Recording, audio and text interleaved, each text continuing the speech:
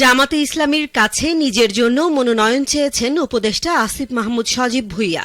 রাজনীতিতে আসছে নতুন মোড়, যা অনেকের কাছে চমকে যাওয়ার মতো।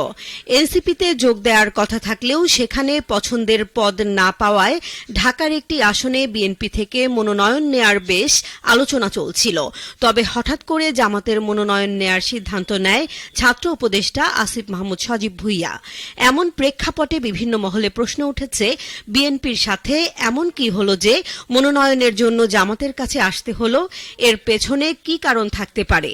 উপদেষ্টা আসিফ মাহমুদের এই সিদ্ধান্তকে কেন্দ্র করে রাজনৈতিক বিশ্লেষকরা ইতোমধ্যে নানা ব্যাখ্যা দাঁড় করাতে শুরু করেছেন। তাদের মতে এটি শুধু পদত্যাগ বা দল বদল নয়, বরং দীর্ঘ চিন্তা ভাবনা, আদর্শগত পুনর্গঠন ও ব্যক্তিগত আস্থার এক গভীর যাত্রা।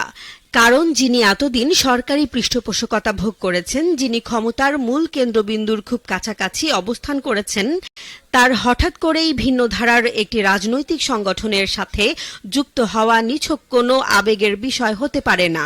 এটি সুনির্দিষ্ট একটি অবস্থান, একটি পরিণত সিদ্ধান্ত। ঘনিষ্ঠ মহলের ভাষ্যমতে আসিফ মাহমুদ বেশ কিছুদিন ধরে দেশের রাজনৈতিক দলগুলোকে নিয়ে বেশ হতাশায় ভুগছিলেন।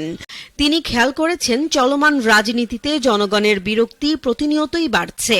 প্রতিশ্রুতির ফুলঝুরি শুনতে শুনতে মানুষ বড়ই ক্লান্ত হয়েছে। তাই পরিবর্তনের ভাবনা থেকেই জামাতের মনোনয়ন নেয়ার সিদ্ধান্ত নিয়েছেন, এমন গুঞ্জন এখন বিভিন্ন মহলে রয়েছে।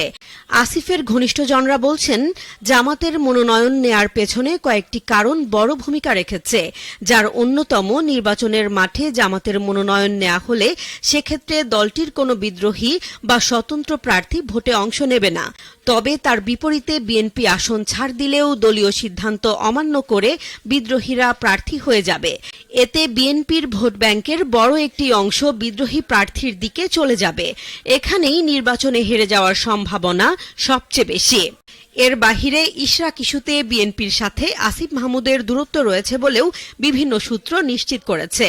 তবে আসিফ মাহমুদের জামাতের মনোনয়ন নেয়ার চূড়ান্ত সিদ্ধান্ত এখনও তিনি নিশ্চিত করেননি। তফসিল ঘোষণার কয়েকদিন আগেই তিনি এ বিষয়ে চূড়ান্ত সিদ্ধান্ত নিয়ে পদত্যাগ করবেন বলে জানা গেছে। আসিফ মাহমুদের জামাত থেকে মনোনয়ন নেয়াকে আপনি কিভাবে দেখছেন? এটি কি তার সঠিক সিদ্ধান্ত? জানাতে পারেন কমেন্টে।